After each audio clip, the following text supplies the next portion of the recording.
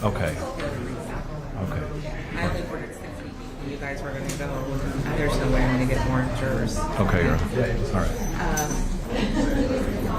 Ash, call the central jury room, see if they want the jurors back. We're not going to need them. Okay, let me see the attorneys on Christian Moreno, please.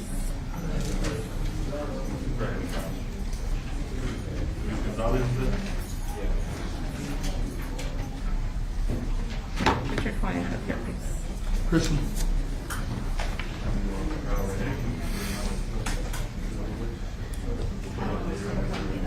And do you represent the other co-defendants? Who's that? Do you represent the co-defendants? No, I don't. Manuel Rodriguez does. He's court appointed? Yes. You're retained. I'm retained. Okay. Let's go on the record, please. This is cause number 2023 CR 7155A and 2023 CR 7154A. The state of Texas versus Christian Moreno. Attorneys, please make your announcements for the record. Jeff Mulliner for the state of Texas. Eddie Garcia from Mr. Moreno. Mr. Moreno, tell me your full name. Christian Alexander Moreno. All right. You have 2 separate indictments. One alleges the offensive injury to the elderly causing bodily injury. The other one is dangerous dog attack causing death. Let's keep it down. I'm on the record, please. Have you had a chance to review the indictment with your attorney? Yes, ma'am. You understand both charges? Yes, ma'am. You understand both ranges of punishment? Yes, ma'am. Okay. I want to have a very abbreviated trial schedule for this. I don't intend for this to sit here for a long time. So I want to know the status of discovery, when I can get a discovery acknowledgement signed from both of you. Is that ready to go? I mean, this took a long address that? time. Yes. This morning, I provided to Mr. Garcia a thumb drive with 37.2 gigabytes of discovery on it, which includes all of the items listed on this document. I'm happy to provide a copy to the court, but Mr. Garcia has signed it, and I've retained a copy for myself. It's available for the court to review, but we believe this to be all of the discovery that has been accumulated to date, with the exception of some medical records, which it would be my intention for Mr. Garcia to look at what's on this thumb drive, compare it to what he's already downloaded from the discovery database, because I know he's done extensive review and monitoring of what's been available through the regular portal. So I think he needs just a little time to compare what he has to now what I've given him on a zip. And I am mirroring the zip that I gave to him so that I can identify with certainty the medical records that are not on here. And so it's a few steps, but it's not all that complicated. I think in a fairly short period of time, I can give him some medical records and say this now represents the last of everything that I have, and he can... Are you saying the medical records are in your possession? You just don't know if they've been uploaded? I believe that they're in paper form and have not even been turned into digital format yet, and need to be and then provided to Mr. When you're saying medical records, there's 2 different cases. What medical records are you talking about? I'm kind of looking globally at both of the cases that are affecting Mr. Moreno. So when I refer to the discovery, I'm thinking of it globally as any discovery related to either indicted case. Right, because so each indictment is just for one person. So the injury to the elderly is Juanita Nájera, and the dangerous dog attack is Mr. Nájera. Yes, and the same criminal transaction, the same. We're going to try these together. Like, these 2 indictments are going to get tried together. And so I just want specificity as to the medical records, because I'm taking notes. I don't want there to come a time in 2-3 weeks later down where Mr. Garcia is saying, well, I never got this medical record. So I want, what medical records are we talking about? Because he's indicted, so I'm assuming you have them. Sure. I think what we're dealing with is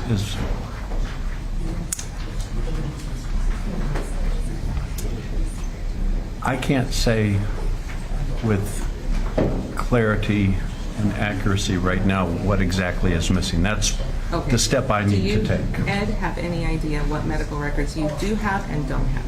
I do not, I don't remember seeing any medical records from what I've gotten so far. I've reviewed, as Mr. Moreno mentioned, what has been available up to this point, and it's extensive. I can imagine what the medical records are going to involve when we're dealing with two complainants. And based on that review, I'm going to need to consult with an expert and myself to review the medical records in terms of coming up with information that might be helpful to the defense. So I know that you want to put this on the expedited schedule. However, he is out on bond. It's not a danger to him at this point. It's being monitored very carefully. So just Let me prevail. see the conditions he has on bond. I'm not familiar with his I'll just conditions. ask the court for indulgence on some good amount of time to allow us to do everything, so we don't have to come back and ask for a continuance down the road. Because I think that- Well, my scheduling order will contemplate a pretrial hearing where we can get a very good idea of what's missing and what's not missing and what evidentiary motions we need to rule on, stuff like that. This obviously has gotten a lot of media attention, so we will need a much larger panel anyways to try to select a jury. And I don't know if you guys have even contemplated a venue issue, but we can talk about all that at the next pretrial hearing. I want to get the discovery done.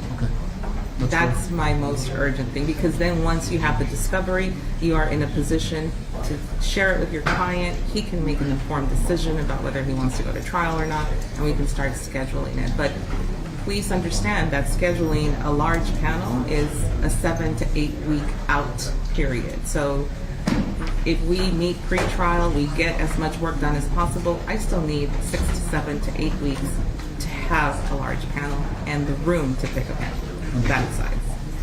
So are we all in the same? The next time I see you, I want to know that the discovery is complete. Just in roundabout numbers, Not I think I fully gave him. reviewed. I think I gave him 95% of what we have this morning, and it's just identifying the other 5%. So I think we're close. We just need to cross our T's and dot our I's. I think we're close to being able to have Mr. Garcia sign the discovery acknowledgement. And luckily, I've gotten a head start, Judge. I started right away with downloading the discovery that was available up to this point. And of course, this morning, Mr. Moreno was kind enough to show with me that there was some other discovery that I was even probably. Okay, well, I want to see you back here in 30 days. That's October 25th. I'm going to set a Wednesday, and that's going to be a discovery compliance hearing. And I want, at that point, for you to give me a 3914 acknowledgement form signed, and then we can set pre-trials. I mean, I understand, and you're going to need time to review all of the discovery, but at least I want it in. I don't want it to trickle. I don't want it to be slow moving. I want it all surrendered to defense counsel. Sure.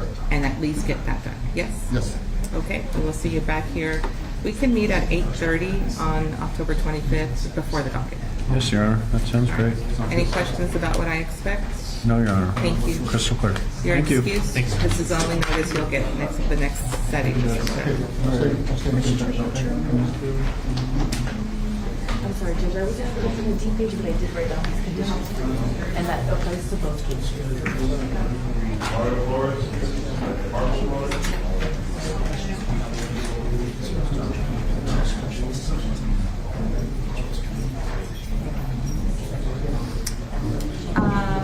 Ed and Mulliner,